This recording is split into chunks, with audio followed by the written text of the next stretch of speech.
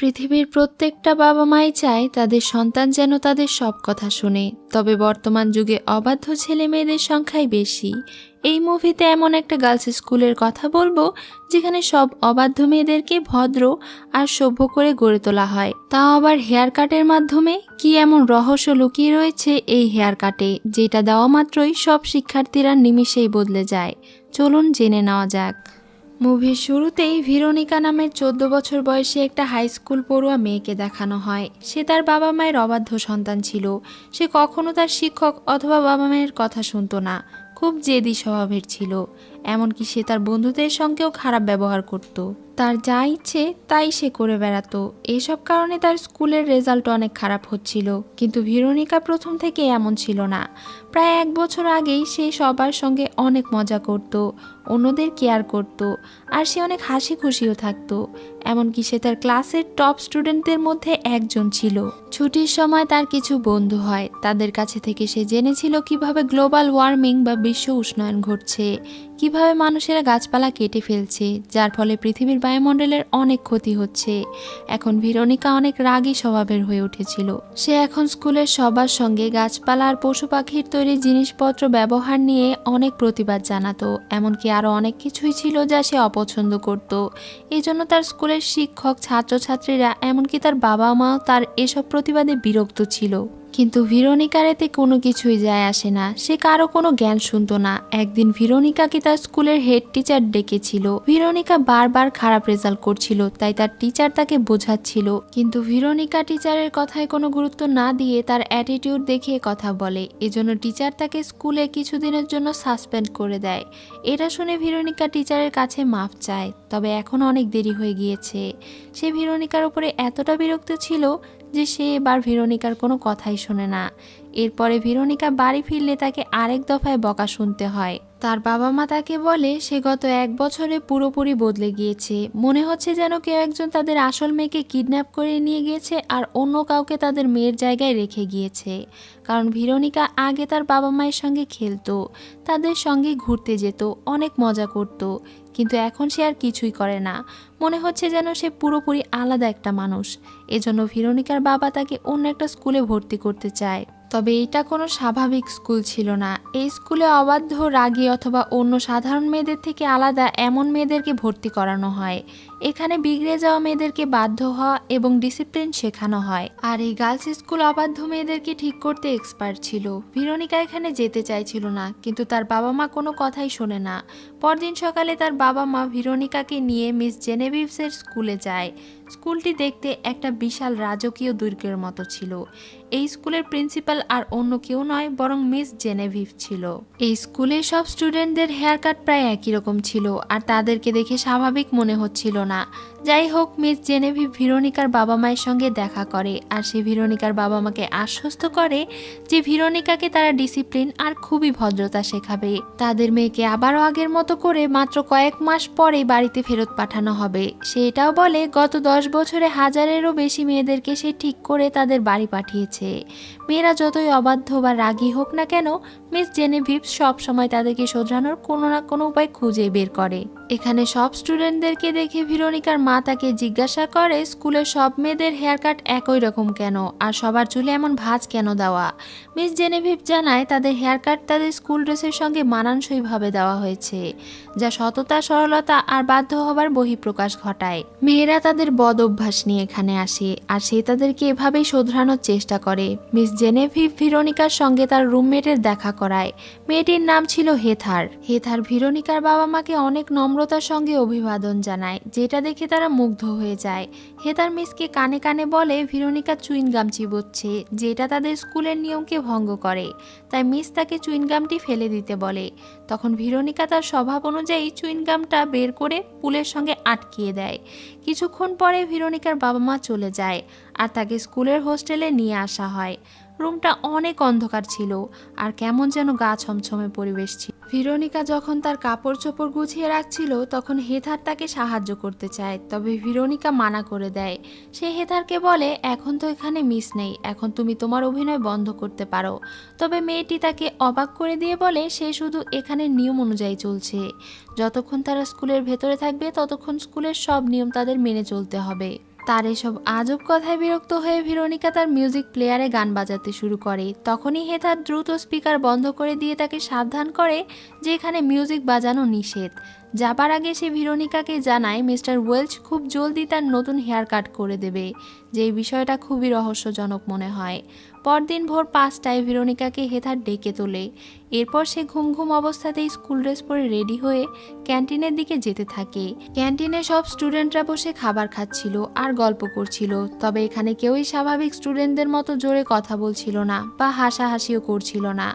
এমনকি তাদের মধ্যে কোনো রাগ, দুঃখ, জেদ এমনকি কোনো অনুভূতি ছিল না। মনে হচ্ছে যেন তারা সবাই রোবট। এদিকে ভেরোনিকা খাবার নেবার জন্য যখন যায় সে দেখতে পায় এখানে সবাইকে শুধু সসেজ আর বেকন খেতে দেওয়া হচ্ছে। এর মানে এখন থেকে নিজের খাদ্যাভ্যাসও তাকে পরিবর্তন করতে হবে। এরপর যখন সে ক্লাস করছিল তখন ইতিহাসের টিচার ডেভিড সব ছাত্রীদেরকে পড়াচ্ছিল অতীতে তারা তাদের পিতামাতার অবাধ্য হয়েছিল আর কেমন শাস্তি পেয়েছিল। মানে স্কুলের সব স্টুডেন্টদেরকে শুধু বাধ্য আর ভদ্র হবার জন্য মগজ ধোলাই করা হয়।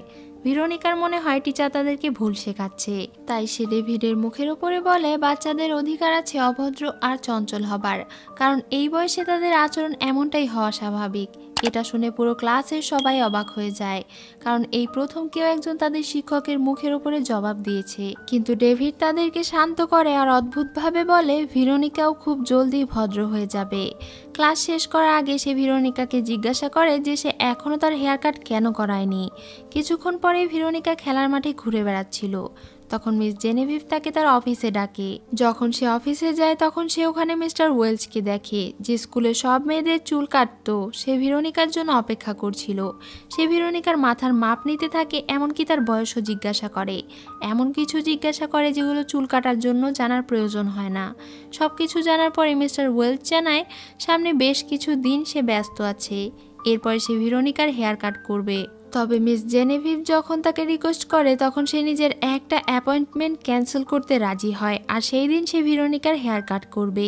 এসব দেখে ভেরোনিকা বুঝতে পারে এই স্কুলে নিশ্চয়ই কিছু তো সমস্যা আছে। এরপর মধ্যরাতে যখন তার রুমমেট ঘুমিয়েছিল তখন সে নিজের ব্যাগপত্র গুছিয়ে স্কুল থেকে পালানোর চেষ্টা করে। যখন সে মেইন গেটের দিকে পৌঁছায় তখন তার সঙ্গে ক্লেয়ারের দেখা হয়। সে ভেরোনিকাকে যেতে বাধা দেয়, কারণ এখানে থেকে পালানো এত সহজ নয়। এখানে পুরো স্কুলের চারিদিকে বৈদ্যুতিক তার দিয়ে ঘেরা রয়েছে, এমনকি রাস্তাতেও সব সময় গার্ড পাহারা দেয়। এখানে তারা দুজন পরিচিত হয় আর ক্লেয়ার তাকে নিজের রুমে নিয়ে যায়। এখানে সে ভেরোনিকাকে দুইটা মেয়ে স্কেচ দেখায় যারা এর আগে এই স্কুল থেকে পালানোর চেষ্টা করেছিল, তবে তারা ধরা পড়ে যায়। তারা গার্ডদের উপরে কড়া নজর রেখেছিল, এরপরেও তারা দুজন পালাতে পারেনি। এরপর ক্লেয়ার তাকে এই স্কুলের আসল রহস্য সম্পর্কে জানায়, যে ভেরোনিকার হাতে আর বেশি সময় নেই, তাকে কিছুদিন পরেই হেয়ার কাট দেওয়া হবে। আর এই হেয়ার কাট যদি একবার কাউকে দেওয়া হয় তবে সেই স্টুডেন্ট একটা রোবটের মতো হয়ে যায়। এসব শুনে ভেরোনিকা খুবই কনফিউশনে পড়ে যায়, তাই ক্লেয়ার তাকে সব কিছু দেখানোর জন্য নিয়ে যায়। তারা একটা গোপন টানেলের মধ্যে প্রবেশ করে। এরপর তারা একটা গোপন রুমের সামনে এসে পৌঁছায়, যেখানে মিস জেনেভিভস, মিস্টার ওয়েলচ আর একটা স্টুডেন্ট ছিল। মেয়েটি বারবার তাকে ছেড়ে দেবার আকুতি মিনতি করছিল, তবে মিস জেনেভিভ তার কোনো কথাই শোনে না। সে ওই নাপিত মিস্টার ওয়েলচকে তার কাজ শুরু করতে বলে। মেয়েটি ভয়ে চেঁচাতে থাকে। মিস্টার ওয়েলস তার মাথায় একটা অদ্ভুত হেলমেট পরিয়ে দেয় আর তাকে একটা হেয়ার কাট দিতে শুরু করে। কিছুক্ষণ পরে মেয়েটির চুলের স্টাইল পরিবর্তন হয়ে যায় এবং এর সঙ্গে সঙ্গে তার আচরণেরও পরিবর্তন ঘটে। যেই মেয়েটি কিছুক্ষণ আগেই রাগী, প্রতিবাদী, অহংকারী আর অভদ্র ছিল, সে এখন শান্ত এবং ভদ্র হয়ে গিয়েছে। এসব দেখে এবার ভেরোনিকার কাছে সমস্ত ব্যাপারটা পরিষ্কার হয়ে যায়। ক্লেয়ার জানায় ছোটবেলায় তার মাথায় একটা বড় ধরনের আঘাত লাগার কারণে তার মাথায় একটা ধাতব প্লেট লাগানো হয়েছিল। এই ধাতব প্লেটের কারণেই সে গত বছরে হেয়ার কাট নেবার পরেও ধীরে ধীরে স্বাভাবিক মানুষে ফিরে আসতে পেরেছে। কিন্তু এর পরেও সে এখানে থেকে পালাতে চায় না, কারণ তার বোনও এখানেই আছে। তবে তার বোন অন্যদের মতো রোবট হয়ে গিয়েছে, তাই তার ভয় হয় যদি সে তার বোনকে রেখে যায় তাহলে তার বোনকে হয়তো মিস জেনেভিভ কোনো ক্ষতি করে ফেলতে পারে। এসব শুনে ভেরোনিকা তাকে প্রমিস করে যে সেই লোকেদের হাত থেকে সব স্টুডেন্টদেরকে বাঁচানোর কোনো না কোনো একটা উপায় নিশ্চয়ই বের করবে। পরদিন সকালে ক্যান্টিনে গিয়ে ভেরোনিকা সব স্টুডেন্টদেরকে শীষ বাজাতে বলে, কিন্তু যখন মিস এসে সকলকে সাবধান করে দেয় তখন ভেরোনিকা তাকে বলে যে সে আর ক্লেয়ার গত রাতে তাদের হেয়ার কাটের আসল রহস্য নিজ চোখে দেখে ফেলেছে। মিস এটা শুনে অনেক রেগে যায় আর বলে কাল সন্ধ্যায় তোমাকেও অনেক ভালোভাবে বদলে ফেলবো। কিছু ঘন্টা পরে ভেরোনিকা ভয়ে তার একমাত্র বান্ধবী ক্লেয়ারের রুমে যায় আর সে দেখতে পায় যে ক্লেয়ারকে নতুন একটা হেয়ার কাট দেওয়া হয়েছে। অর্থাৎ মিস জেনেভিভস যখন জানতে পারলো যে ভেরোনিকা আর ক্লেয়ার মিস্টার ওয়েলসের আসল সত্য জেনে গিয়েছে, তখন সে ক্লেয়ারের মাথার মেটাল প্লেট সরিয়ে তাকে নতুন হেয়ার কাট দিয়েছে। এজন্য এখন ক্লেয়ার অন্য স্টুডেন্টদের মতোই অনুভূতিহীন রোবটে পরিণত হয়েছে। এসব দেখে ভেরোনিকার তার বান্ধবীর জন্য অনেক খারাপ লাগে। তার একমাত্র আশাও এখন ভেঙে গিয়েছে। এরপর সে তার বেডে শুয়ে মিস জেনেভিভসের আসার অপেক্ষা করছিল যে তাকে নিয়ে গিয়ে সারা জীবনের জন্য বদলে দেবে। কিছুক্ষণ পরে সেখানে তার রুমমেট হেথার এসে তাকে রাতের খাবার খেতে ডাকে। ভেরোনিকা খাবার খাওয়ার কোনো ইচ্ছাই ছিল না, এজন্য সে হেথারের সঙ্গে নিজের ছোটবেলার কথাগুলো শেয়ার করে। সে বলে ছোটবেলায় সে অনেক হাসি খুশি থাকতো এবং পৃথিবীতে কি হচ্ছে তা নিয়ে তার কোনো মাথা ব্যথাই ছিল না, কিন্তু এখন এই বোরিং লাইফ আর অন্যের কন্ট্রোলে থাকা জীবন থেকেই বা কী লাভ। হেথার তার কোনো কথাই বুঝতে পারে না। ভেরোনিকা তার রুমমেটকে একটা গিফট দিতে চায়। সে তার গান শোনা স্পিকার বের করে হেথারের হাতে দেয়। এটা নিয়ে হেথার অনেক অবাক হয়ে যায়। যখন সে বাটন প্রেস করে তখন স্পিকার থেকে পপ গান বাজতে শুরু করে। সঙ্গে সঙ্গে হেথারের কানে অনেক ব্যথা করতে শুরু করে সেই মিউজিকের কারণে, কিন্তু কিছুক্ষণ পরেই সে শান্ত হয়ে যায়। তখনই হেথারের সব কিছু মনে পড়ে যায়, সে আবারও স্বাভাবিক হয়ে যায়। এটা দেখে ভেরোনিকা অনেক খুশি হয়, কারণ শেষ পর্যন্ত সে সব শিক্ষার্থীদেরকে বাঁচানোর উপায় খুঁজে পেয়েছে। সে হেথারের সঙ্গে একটা প্ল্যান করে। পরদিন সে মিস জেনেভিভের কাছে গিয়ে বলে যে সে তার হেয়ার কাটের জন্য প্রস্তুত। এরপর তারা দুজন মিস্টার ওয়েলসের কাছে যাচ্ছিল, কিন্তু যাবার সময় হঠাৎ করেই ভেরোনিকা পরিবর্তন হয়ে যায়। সে মিস জেনেভিভকে অপমান করতে শুরু করে। তখনই সে তার রুমমেটকেও একটা ইশারা করে তাদের প্ল্যান অনুযায়ী কাজ করার জন্য। হেথার যে কিনা মিস জেনেভিভসের অফিসে ছিল, সে ওই গানের স্পিকারটা বের করে আর এইটা মাইক্রোফোনের সঙ্গে লাগিয়ে পপ গান বাজানো শুরু করে দেয়। এই মাইক্রোফোনের মাধ্যমে গানটা পুরো স্কুলের অ্যানাউন্সমেন্ট বক্সে বাজতে শুরু করে। তখন সব স্টুডেন্টগুলো ওই মিউজিক শুনে চেঁচাতে থাকে আর পাগলের মতো করতে শুরু করে, কিন্তু এরপরে তারা সবাই নিজেদের আসল রূপে ফিরে আসে। সকলেই সুস্থ স্বাভাবিক হয়ে যায়।